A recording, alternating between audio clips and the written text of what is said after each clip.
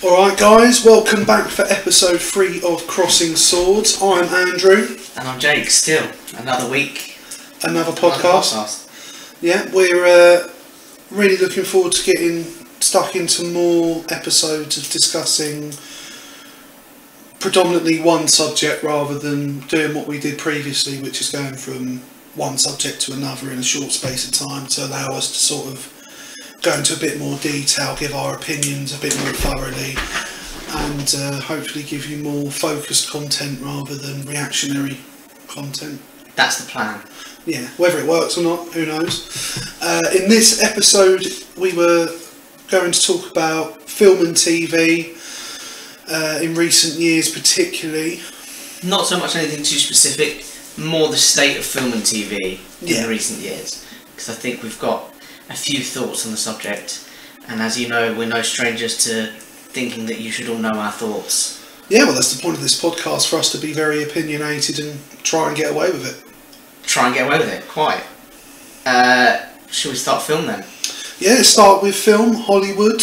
Hollywood has always been, to a certain extent, very much driven, well, it is obviously very much driven by money. Yeah. But I think the blockbuster has really, and maybe I'm just looking back on it with a certain nostalgia, but I think it's really taken a decline in the last couple of years. And I like to look at The Rock, or Dwayne Johnson, if we're going to call him professionally, as a sort of personification of Hollywood. I really like Dwayne Johnson. Yeah. But everything he's in is shit. It looks shit. Yeah, the majority of his stuff has been poor, but he's sort of got to that level of actor now where, as long as his name's attached to something, it's gonna. Well, yeah, people are gonna see it, but the financial success of it is near on guaranteed, more or less. Yeah, but I can't think of a single film that he's been in the last sort of 10 years. Well, really going back since sort of Walking Tall and Lost in the Jungle or whatever that movie. Welcome to the Jungle / The Rundown. I can't think of a single movie since seeing those that I think I want to see. They're all utter garbage. I mean, they're enjoyable, some of them. Mildly enjoyable is about the best. Yeah, like Baywatch I found funny.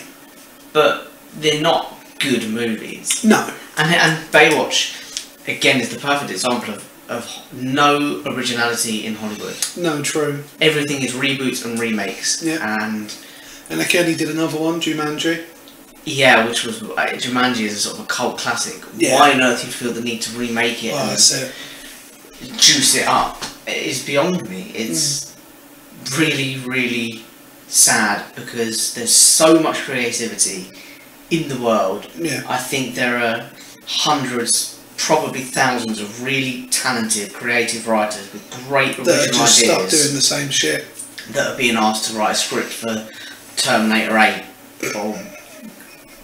I mean, when is Arnie going to stop coming back? I mean, genuinely. I mean, there's, talk about how to stretch one idea into I think a dozen movies. Genuinely time to say hasta la vista, Arnie. Do you know what I mean? 100%. I mean, turning up for conventions and whatever, living on that paycheck. That's fine. I get that. But keep forcing out these movies is just... Yeah, they're not great. They're not, and that's the thing. I think I watched, is it Genesis, the one with Christian Bale? Yeah, that was god awful. What a pile of shit. I mean, talk about 2 hours of your life you're never going to get back. I just, genuinely how I feel about it. I feel angry at the studio for robbing me of that time.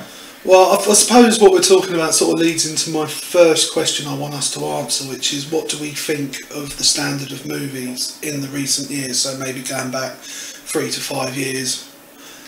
I think the special effects and the technology is still quite fresh, and I think it's a really good way to, I mean this not too much of an insulting way to a lot of films out there, but it's a really easy way to polish a turd. Yeah. It's to take a really shit film and put a nice glossy cover on it, a nice filter, and help you forgive some where nice it lights and things. Doesn't this? I mean, like, now this could be a controversial statement, being that this is the second highest grossing movie of all time. Avatar, I think, is a really average film, and if anything, it goes on too long for what it offers. I would agree.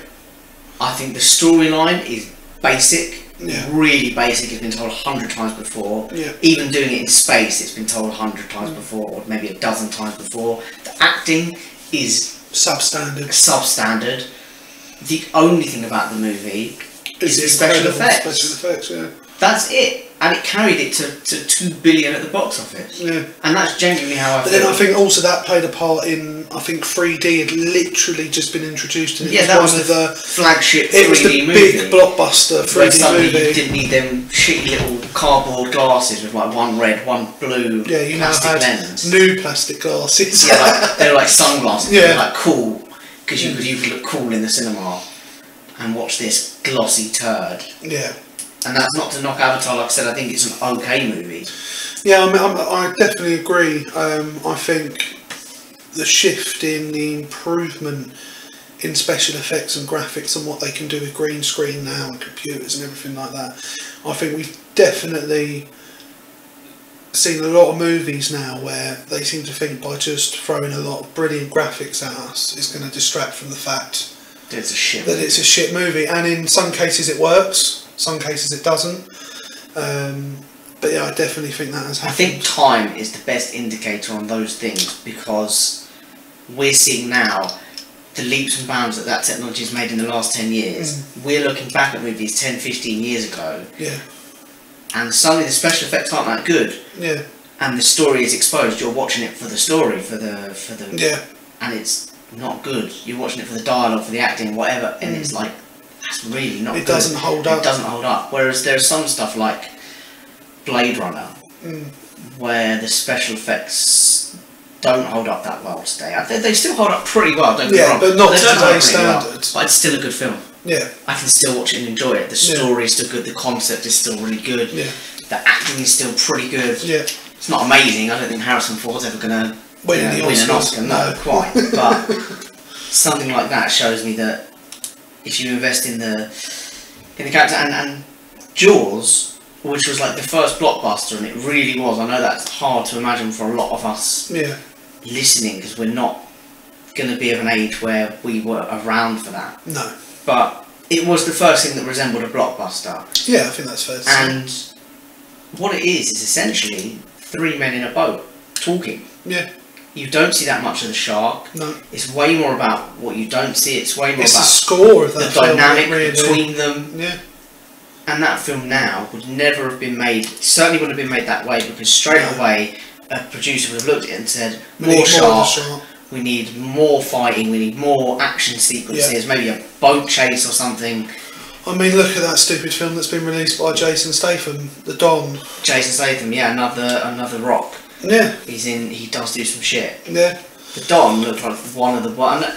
It may well be very enjoyable, but it's not a good film. It's not a good piece of art. I mean, maybe we're coming at it from a bit of a snobby angle, that we want both. We want a film that holds up in terms of graphics and all of that, but also underneath all of that, if you were to strip it away, has a good script, has a good cast, has a good score, has everything essentially. And maybe we are being snobby about it, but I don't think that's unreasonable. I think for the amount of money that goes into films now, in particular, I think that is still very much achievable, and I think the focus goes on to, for example, like we're saying with a Dwayne Johnson film, is, it's got The Rock in, so people aren't going to care about the quality. Yeah, and I mean, the price, I know I say this as coming from a very working class background, but, it costs sort of anywhere from 10 to maybe £20 if you go VIP seats. Yeah. 10 to 20 quid. I'm very selective over what I would go to the cinema. You wouldn't, therefore, you can't go do, a couple a week and say, oh, well, let's go and take a chance on it. Yeah. Because you want to see something that's good, and that's why I don't go to the cinema that often, because most of the films that get promoted and marketed are blockbuster crap, in my opinion, and they all come out. And I talk to people and they all say, oh, that looks good. And I think, no, it doesn't. No. It doesn't look good. Because I can tell you right now, and this is going to sound like a really arrogant statement, and I don't mean it to come across that way. I can tell you right now, when we watch most of these trailers, I know what the twist's going to be. Yeah. I know what the ending's going to be. And I know that if they're going to set it up for a sequel, I know exactly how they're going to set it up for a sequel. Yeah. And that doesn't mean it can't be an enjoyable film. I don't want that experience from every film. No, you don't want to walk into a film knowing what's going to happen. No, I really don't. No. I don't mind it every now and then, but certainly not every film. Well, I think what we're talking about sort of leads into one of my other questions, which is, has there been a shift from the quality of content to the visual content? So, no, I don't think there has. I think Hollywood's always been glossing up turds. But like I said, I think as the technology changes, films from 10 years ago or so, suddenly the effects aren't that special. Yeah, The so it gloss is exposes worn the off. rest of it. So it's not necessarily there's been a switch, it's just been we've exceeded the level of which we were at before, so it exposes Yeah, and the I think previous 10 turds. years from now, when we're on Turds we have now will be 5K, exposed. 12K cameras Yeah. and whatever, we're going to be looking back at these films and going, God, weren't they shit? Yeah, no, I think that's fair. I do think there are some cases where I feel there definitely has been a shift in that sense. I mean, some of the films that get released are just absolutely god awful, and you do genuinely think, well, other than the graphics, what was there to that film?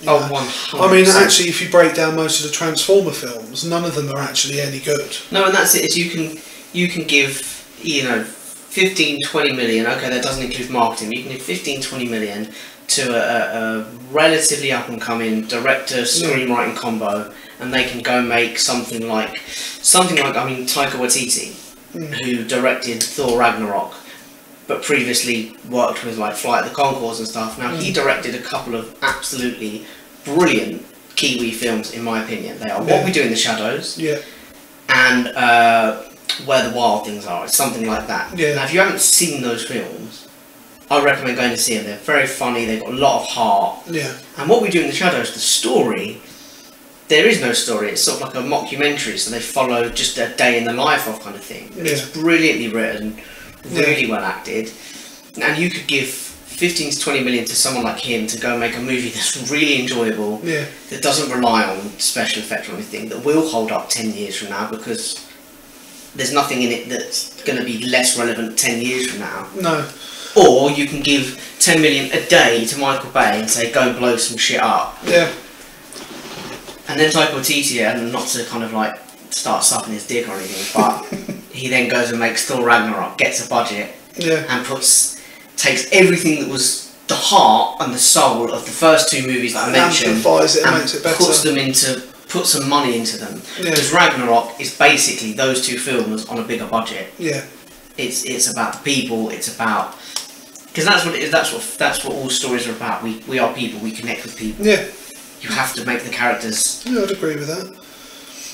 relatable. Yeah, I think the other thing we need to talk about when we talk about films is the lack of originality at the moment. I think we should delve into that a bit more, because I just feel like all the time, like for me at the moment, it really bugs me they're doing these live action movies of Aladdin and The Lion King. Pisses me off so much. You know, like, these are good movies.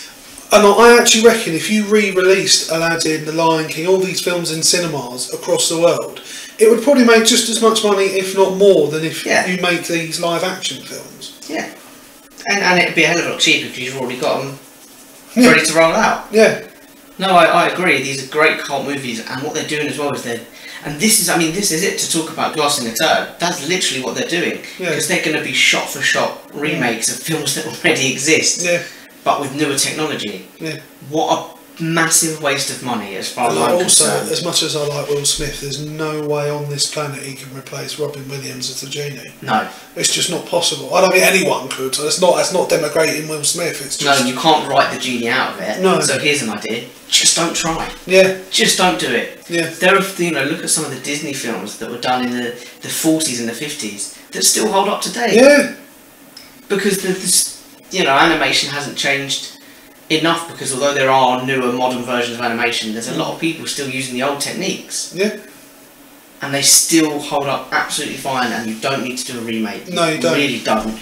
And reboots, taking old films and saying, well, let's just put new characters in them. Yeah. My favourite thing about reboots is, they're doing it with the Friday the 13th series, where they make like 7 films.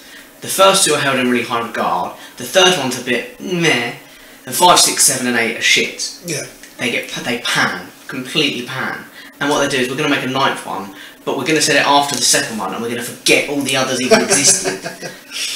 And they're doing that a lot. Yeah. I mean, I think the Terminator that they're doing recently, I think is set after Terminator 2. Yeah. So they're saying, forget all the others. Yeah, all the crap that's We're come resetting before. it, yeah. And Yeah. it insults you. It's like, we fed you some shit. Yeah. We know it was shit. So we're going to have another just go. forget about it. Let's have We're another going to go. feed you something else and see if that takes. Yeah. You can't move on like that. Also, what really bugs me is really poorly made book adaptations. You know, the amount of brilliant books that get adapted onto screen and are just so half-assed or torn apart and destroyed. I mean, it's one of the reasons why I know how commercialised it's become, and it's quite old now, but Harry Potter, I mean, if you look at how, when J.K. Rowling was negotiating with Warner Brothers and other studios, how they were going to approach it, she was very much like, no, it's either going to be done the right way or it's not being done at all. Well, Harry Potter films, I think, are probably some of the best, and The Godfather are the two best film adaptations of books, because they leave out the right stuff. Yeah. I mean, in the Godfather, there's a whole passage that takes up about a third of the book. Yeah. Completely unnecessary. It's great in the book. Yeah, but It's not an added thing for necessary the for the reader, film. but it would completely done it. Yeah. Bear in mind the film's already like 3.5 hours long or something. And the Harry Potter books, again, there's a couple of storylines that get left out, and they can get left out. You Yeah. can just mention them in a line and allude to them, and it's done. Yeah. But I think a lot of book adaptations, in my opinion, the directors or the writers read the books, but they don't really understand the books. They don't fall in love with the books, because once you understand it, not to kind of keep using some buzz phrases and stuff, but you really understand what the heart and the soul of the book is. Yeah. And so you target the film, you build the film around that, you take the heart and the soul, and then you take scenes here and there and you adapt them and you morph them, but you have to have that start. That real rich And understanding. they don't, they of just it. take it as like a shot for shot remake of the book without any of the understanding of what makes it a good book. Yeah, I mean, I love the series of books, and people might remember the film called I Am Number 4. And the film was okay, but if you read the books, it's such a poorly done adaptation, and then you can see exactly what they did. They took a book that was popular at the time. It stars a teenage boy, so they got the hottest teenage star Alex at the Pettyfer, time, wasn't it? and Alex Pettyfer, who's gone on to basically do fuck all since, because they thought, oh well, that's a. And then one of the hottest female teenage actors from Glee at the time, and put her in it, and then they took Timothy Olyphant, who's a brilliant actor, but was completely wasted in that film, and just completely slaughtered it. And if you read the books, there's so much more that goes into it, and I know it happens with a lot of books and a lot of films, but it's incredibly disappointing, because I fell in love with the books and then I thought the film would be absolutely brilliant. The trailers looked alright, but it was god awful. I'll tell you what's interesting as well, you mentioned there about Timothy Olyphant being wasted in that. Casting. So obviously we've mentioned The Rock and people like Jason Statham and that, you want to get them in your film. But interestingly, I look at someone like Steve Carell in something like The Big Short, and I know that's come after Foxcatcher or Fox Hunter or whatever it's called, and I think I would never have ever cast him in that role. No. And yet he is absolutely brilliant in it. Oh, fantastic. Absolutely brilliant, and that's a great film. Although Adam McKay, who came out of nowhere, did like Step Brothers and then The Big Short. And and then also you've got Brad Pitt plays a very small part in that movie, but it's fucking phenomenal. He plays some sort of what did I say? No, Brad Pitt is like is like my version of what the gays think of as the Iron Lady, her. Yeah. I think he could play any role and he'd absolutely kill it. He literally plays like some sort of agoraphobic, doom's going to fall upon the world sort of guy, socially awkward, bitch, and he just, you'd sat there go, you don't even really think about the fact it's Brad Pitt, and I love that when I watch it. I think it would have been so easy to cast, and Steve Carell was a big name, I admit, he's a big name in comedy, so you're already fighting up against it, you're saying this film's, you're essentially saying it's a comedy, it's The Office. As far as marketing, but he plays a character so far removed from what he's played previously. Yeah, and it's that thing of if you cast right, doesn't matter who's in the role. Yeah, well, it's like I love hearing stories about stars that turned down certain roles and then it became iconic for someone else.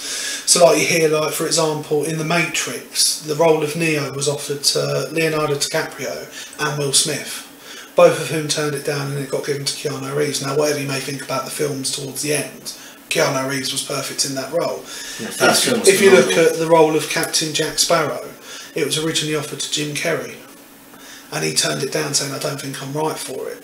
And then, as you can see, again, what you may think of the quality of the films in the end, Johnny Depp was fantastic as Captain Jack Sparrow. And I think the Matrix as well is a perfect example of what we were talking about, where the first film starts off really is great. well. It's a great film. Yeah. The second and third film have the same technology, Yeah. the same camera effects, same camera angles, the same action sequences, Yeah. and are not nearly as good. No, which is disappointing because they had the same directors in all three, so there was no reason for it to... Yeah, the Wachowski sisters did a fantastic job, or the Wachowski brothers as they were then. What a journey they've been on. What, have they gone... They are both transitioned into females. I did not know that. Both of them. Okay. Yeah, that's the real sad thing in terms of representation of trans women is that they then went on to make like Jupiter Ascending, which is a big stinking pile of shit. That film, do you know what? That film single-handedly ruins my opinion of Eddie Redmayne, because beforehand I knew nothing of him, and I watched that film, and the whole film, he talks like this, and by the end of it I'd had enough of him. And it wasn't until I watched, and this is years after it came out, The Theory of Everything, I actually ended up going, oh, do you know what, actually, Eddie Redmayne's alright. He's not bad. And I actually like him in Fantastic Beasts now and things like that. But yeah, that film, Jesus Christ. Yeah, it's a real shame they could have made something better. Yeah.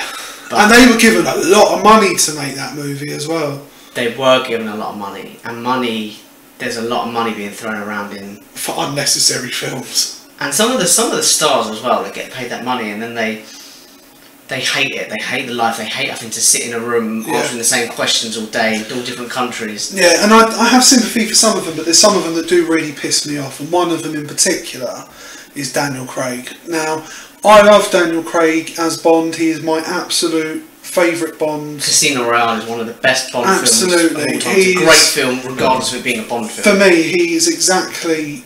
for me, what Bond would be, a very damaged, dark individual that's scarred by what he does, has had a shit part. You know, all of that makes sense. I could never identify, although I like people like Pierce Brosnan, I could never identify with him and the one that played it until he was like 80, Roger Moore. I could never identify with that. It just didn't make sense that that's who the character would be. So when I got Daniel Craig, it was like, oh, this is exactly what it should be. But the reason I dislike him is he seems to absolutely hate everything that comes with the role. Now, right, I can understand that probably to a degree there's certain parts of it, you know, the lack of privacy, and like you say, when you do a big tour, having to sit in a hotel room for 12 hours answering the same questions from different reporters and different magazines, and I can imagine all of that is monotonous, boring and frustrating.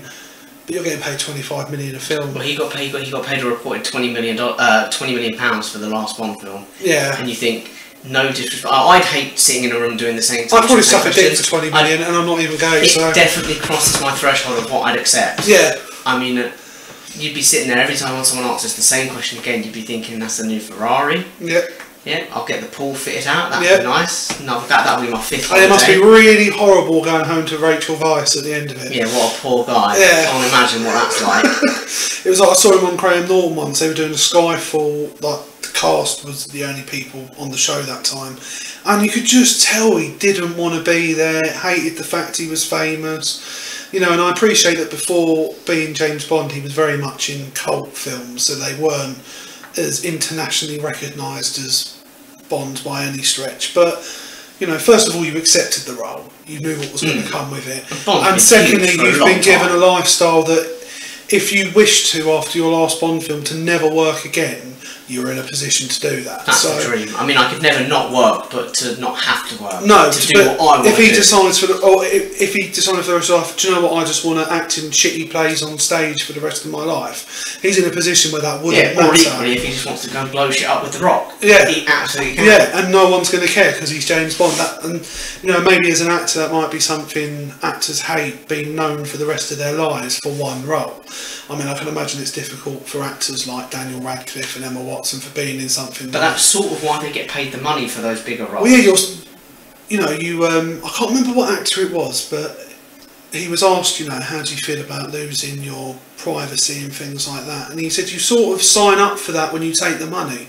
You have to accept that the trade-off for what you're getting is losing those aspects of your life. Yeah, when you look at Henry Cavill, when he accepted the role of Superman, and they said you're going to have to eat this at this time. Yeah, you're going to have to speak here and do this. Yeah, he was contractually obliged to have to eat at certain times, eat what they told him to eat, work out when they told him to work out, sleep when he was told to sleep. But he said, you know, but they're paying me millions to do it. So you know, that's what happens. Absolutely. When you sign up for those films, it doesn't even matter about the script. You look at the script, fucking hell, this is going to ruin my career. Yeah. Then you look at the paycheck. Yeah, and you can see there's a lot of actors out there that make that trade-off. Yeah, and do you know what? All power to them. I think exactly the same. Yeah, why not? I mean, you're only, and we've seen it with up-and-coming actors like we just mentioned, Alex Pettyfer. You know, he was up-and-coming, he does one blockbuster film that gets absolutely smashed and he's had nothing but small roles since. You know, and that's just how it goes. So I don't blame actors for cashing in when they can. No, that's why I've got a lot of love for Sam Jackson, who openly says, if you pay me the money, I'll do Snakes on a Plane 1 through 12. Like, I'll do all of them. I do all those motherfucking films. Yeah, he'll keep doing it till the airlines change their policy on allowing snakes on planes. Yeah. But you've got to embrace it. Yeah, I would say you've got to accept it's what it is, because it is what it is. Yeah. You're in the spotlight, but you're being paid handsomely for it. Yeah. You know, it's the same as any famous profession. You know, you've chosen to do that profession, you can't then afterwards be upset about what comes along with it. I can understand it's frustrating, and I can imagine I would be frustrated with it if I was in that position, but, you know, like you say, there's a trade-off to everything. Yeah, I think as long as you sort of are sound enough mind to know that the trade-off is coming, to know that the money's big for a reason, then there's absolutely no reason you can complain. No. Well, you can complain. I complain all the time, but I've got very little reason to do it. But right, well, I think we've covered enough for now about Hollywood and films. And what we feel about it. Yeah, so why don't we move on to TV now? So, I think I'll repeat the first question that I did for the films for TV, which is, what do you think of the standards of TV in recent years? I think TV's always been the same. I think there's always been, every now and then there's some good stuff, but there's an awful lot of stuff that just fills a gap in the schedule. Yeah. And I think sitcoms can get very rock and rolly. I think they get all the power and they can go on as long as they want. I mean, you look at The Big Bang Theory when it first came along. It was brilliant. The first couple of seasons. Same with Two and a Half Men. The first season in the show is always it finding itself. Second, third season, absolute it's honing it, yeah.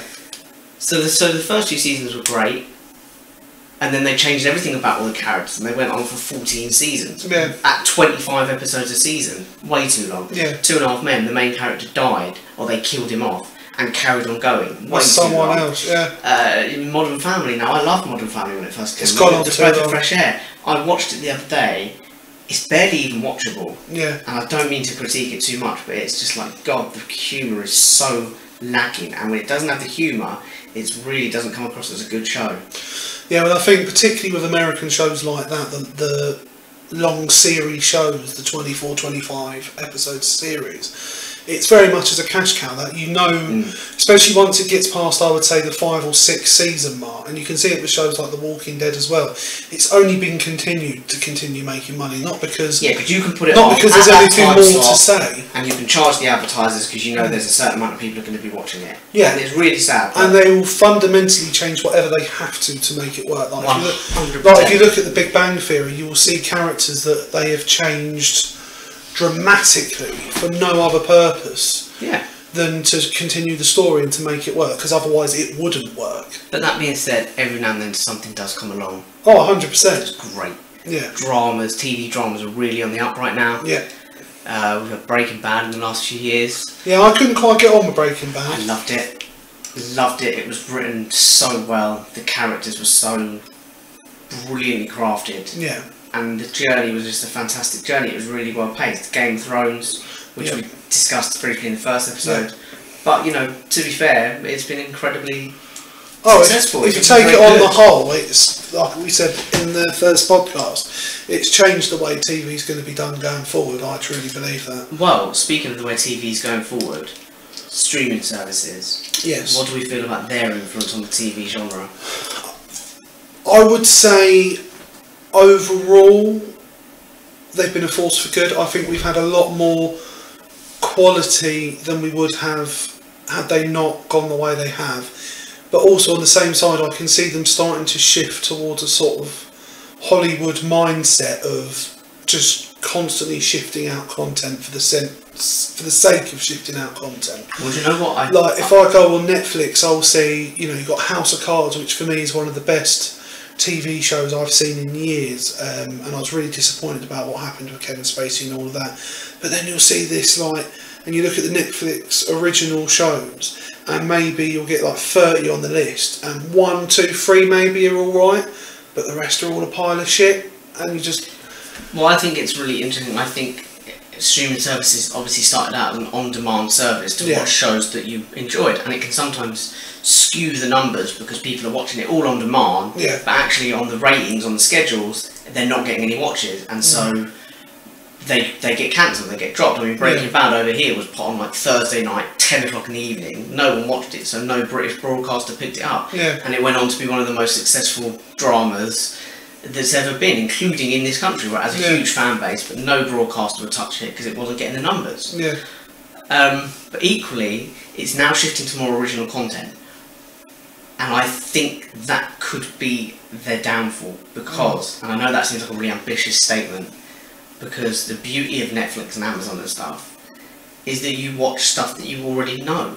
That's the point. You're watching shows that you like or that have been out and you want to check out.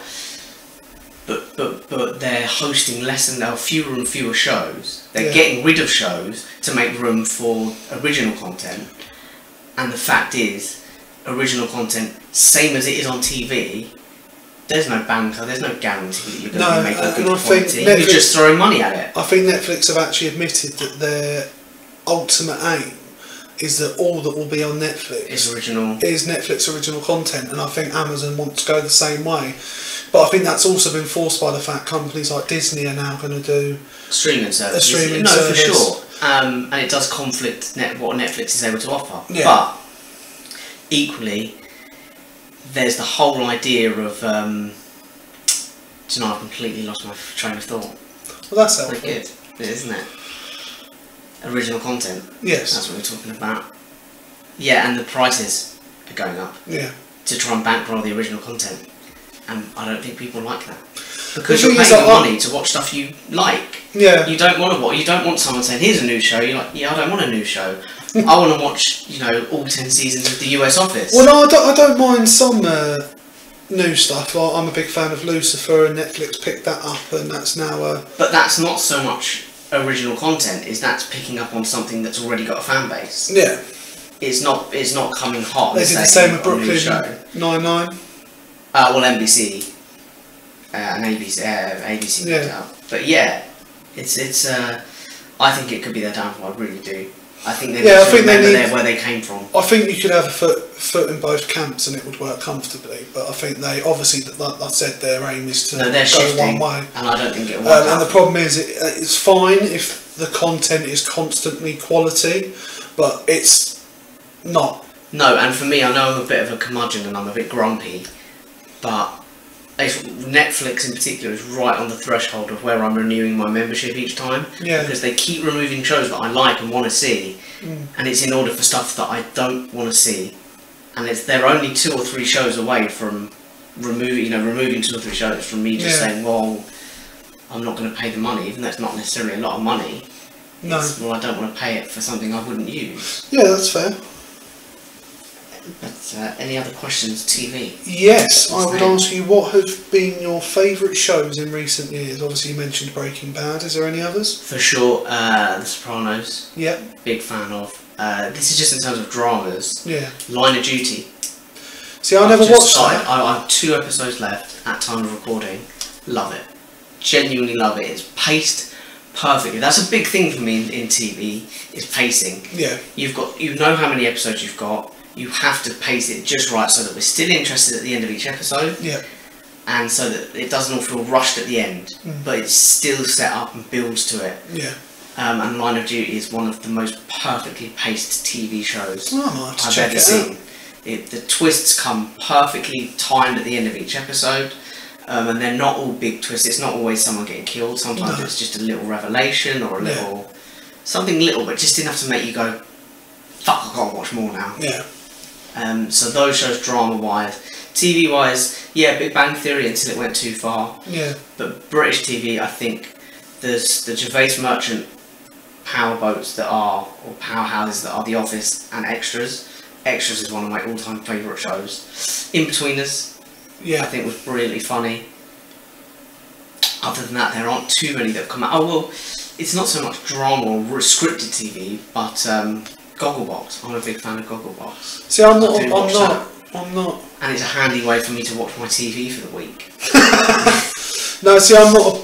I don't really see the appeal in sitting and watching someone else watch TV. No, I get that. But then I also, on the same side, I watch stuff on YouTube of someone playing a game. But yeah, so see, it's the same thing. Yeah. So. What about you? Favourite TV shows? Well, obviously I mentioned House of Cards. I just think more than anything, Kevin Spacey in that show was absolutely phenomenal. I love the way they wrote the forward.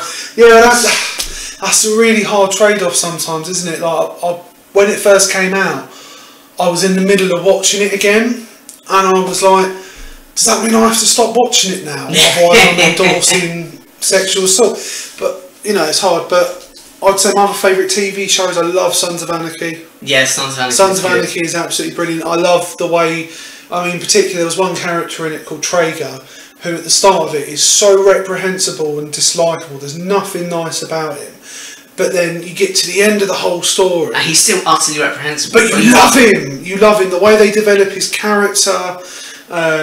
You know, there was things wrong with that show. But it was very brutal and dark. And I'm quite a fan, as you know, of dark TV shows and things like that. What else have I liked? I'll tell you what else we both like. Rick and Morty. Yes. Very Rick and Morty is brilliant, and I'm looking forward to the new season. I think what I loved about Rick and Morty the most was how casual it was dealing with some horrendous stuff. Like, poor character Jerry goes through regular existential crises, and they just brush over it. You know, and you just think, oh, it's so brilliant. It's so blasé and casual. I think it relates to a lot of our generation who are quite desensitised to a lot of these harsher subjects, so they don't have to tread lightly around them. No. Dive straight in and be dismissive of them in a way. Yeah, and I think it sort of appeals because we come from a group of friends where very little is held back, and most of which is quite brutal character assassinations at times. So I think that sort of show sort of lends itself to that humour. Yeah, no, it's a great show. Yeah. More of that, more original content. And Rick and Morty as well, which has been under no pressure to release. I mean, they have been under pressure, but they didn't say, look, this is your release date, you know, in autumn 2000 and whatever, you're releasing the next season. They were like, no, we'll release it when we've written it and we're ready to release it. Yeah. And I think that is a big, big plus in my books. It's written by someone who cares about it. Yeah. And that's a huge thing for me. Yeah. I also love, oh God, what is it? I love Vikings. I think Vikings is a good show. You do?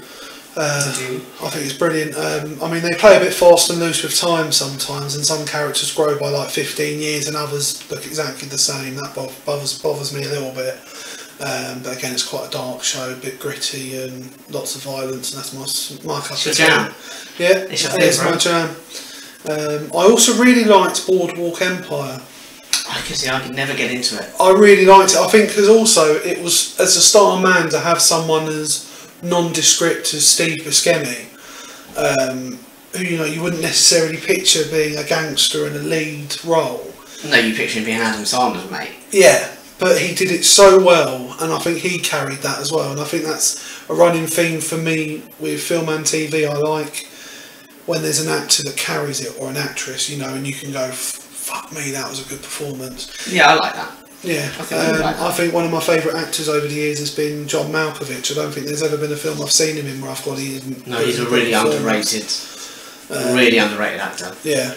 He's never going to be a star. He's never going to get named above the but every film I've ever seen him in, he's the best actor on the screen. He's a scene stealer. Yeah. He's absolutely sings But I loved him in the Red films. They weren't great films, but him in them, the subtlety of his comedy just being a bit dippy. Yeah, and I thought it was a great challenge to play when he did being John Malkovich. Yeah. And it's like, how weird was that? Yeah. Yeah, how brilliantly did he play it? Yeah. No, I'm a massive fan of John Malkovich. Yeah.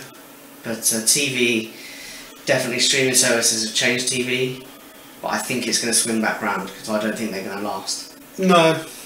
I think they're going to burn out and they're just another... I think at the moment they're still playing on the need for convenience, and I think that's what's keeping them in the plus column at the moment.